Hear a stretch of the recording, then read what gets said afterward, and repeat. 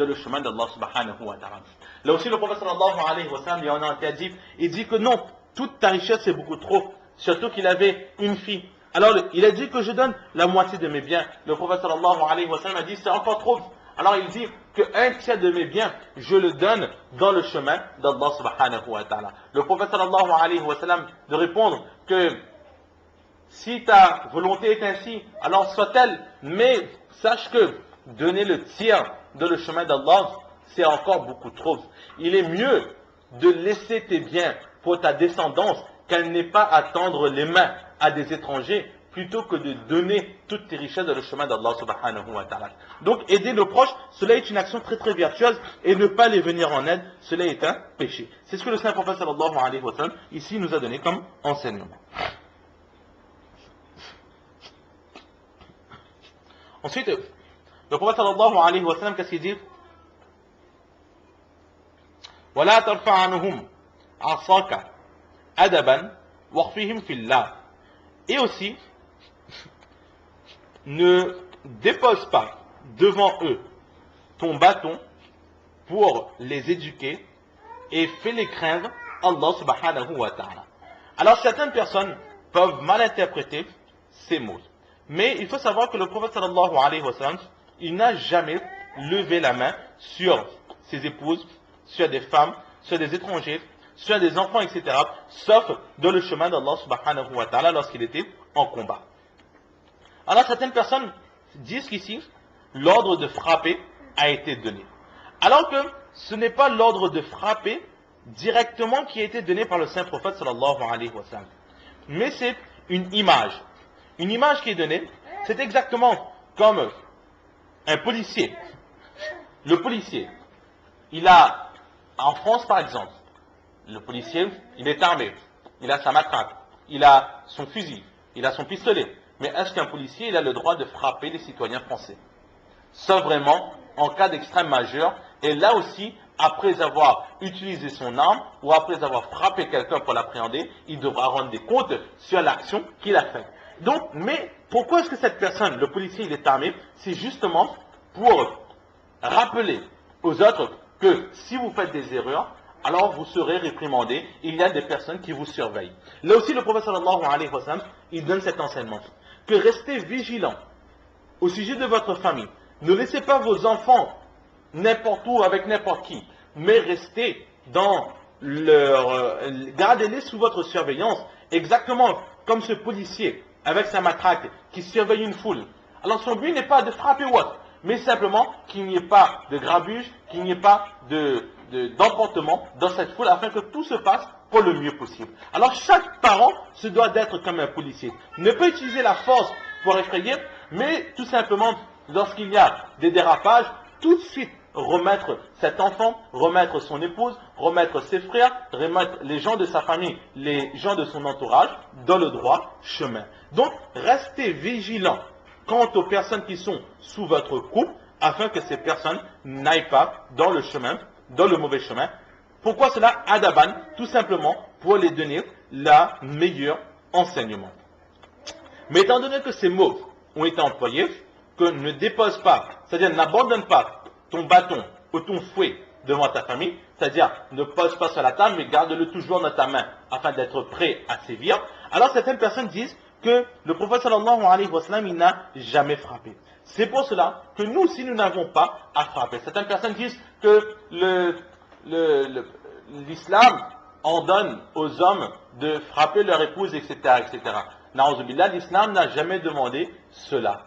Si une personne agit mal vis-à-vis de son épouse ou de ses enfants, c'est cette personne qui agit mal, c'est cette personne qui portera le fardeau de son action. Mais ce n'est pas l'islam qui a ordonné cela. Si l'islam aurait ordonné cela, alors le prophète lui-même, il aurait été le premier à frapper ses épouses, il aurait été le premier à agir durement avec les enfants, etc. Alors qu'Hazrat Anas, qu'est-ce qu'il dit? Que je suis resté, le temps que je suis resté dans le service du saint prophète sallallahu alayhi wa sallam, que j'ai raison ou que j'ai tort, le prophète sallallahu alayhi wa sallam ne m'a jamais dit ouf.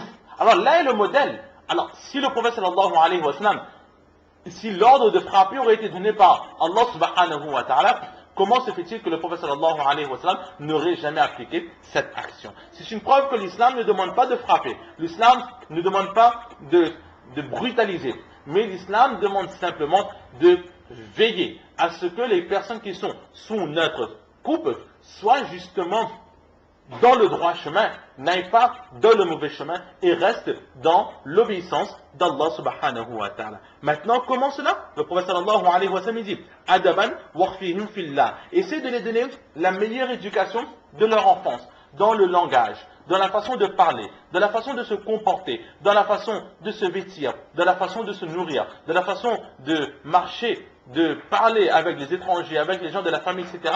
Dès le temps d'enfance, apprendre cela à l'enfant et non pas le laisser seul, abandonné, qu'il doit lui-même découvrir la vie et selon ses instincts ensuite, il va essayer d'agir. Et en même temps, pour qu'il n'y ait pas de dérapage et d'égarement de la part de ces personnes, waqfihim fillah, fais-les craindre Allah subhanahu wa ta'ala. C'est-à-dire fais-les craindre Allah subhanahu wa ta'ala signifie parlons à ces enfants ou à ces personnes qui sont sous notre responsabilité de la grandeur d'Allah subhanahu wa ta'ala, des récompenses réservées par Allah subhanahu wa ta'ala, mais aussi des punitions promis par Allah subhanahu wa ta'ala pour ceux qui désobéiront. Aussi, on les enseigne les autorisés et les interdits de l'islam. On les donne les meilleurs enseignements et on essaie de les donner, de les inculquer les meilleurs comportements. Comme par exemple, aider les personnes en difficulté, nourrir ceux qui sont dans la difficulté, aller voir les malades, aider les orphelins, avoir un bon comportement avec les voisins, etc. Alors, en les inculquant cela, Inch'Allah, ensuite en gardant un œil attentif sur ces personnes, ces enfants, ces épouses ou ses frères, ses sœurs, etc. deviendront de bons citoyens et de bons musulmans. Et là, justement, le prophète sallallahu alayhi wa sallam, si vraiment l'ordre de frapper aurait été donné, il aurait dit et frappe-les.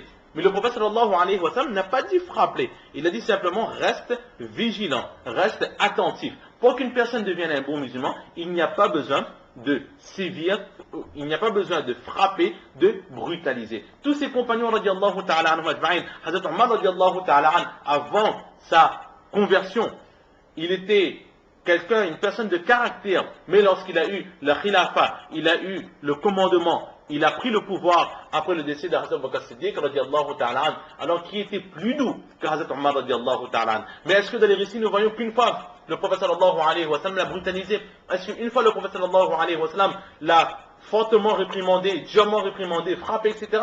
Non, à aucun moment. Ce n'était que par la lumière des hadiths, par l'enseignement de la religion d'Allah, en parlant de la grandeur d'Allah, en parlant de la clémence d'Allah subhanahu wa ta'ala, que petit à petit, cette douceur de le cœur s'est créée et que ses compagnons sont devenus des compagnons radiallahu ta'ala anhum ajma'in. Alors nous aussi, avec nos enfants, avec les maris, avec les épouses, etc., les personnes qui sont dans notre entourage, au lieu de crier, de prendre la colère, etc., alors régulièrement, au lieu de parler de futilité à table, au lieu de parler de ceci ou de cela, au lieu de perdre son temps à d'autres futilités, si régulièrement on se parlait, on se racontait des hadiths, on se racontait des histoires sur la vie des gens pieux, sur la vie des compagnons, la vie des prophètes, alayhimu rahma, alayhimu salatu wassalam, alors petit à petit, dans nos cœurs aussi, cette douceur va se créer et cet amour d'aller vers Allah subhanahu wa ta'ala va se créer.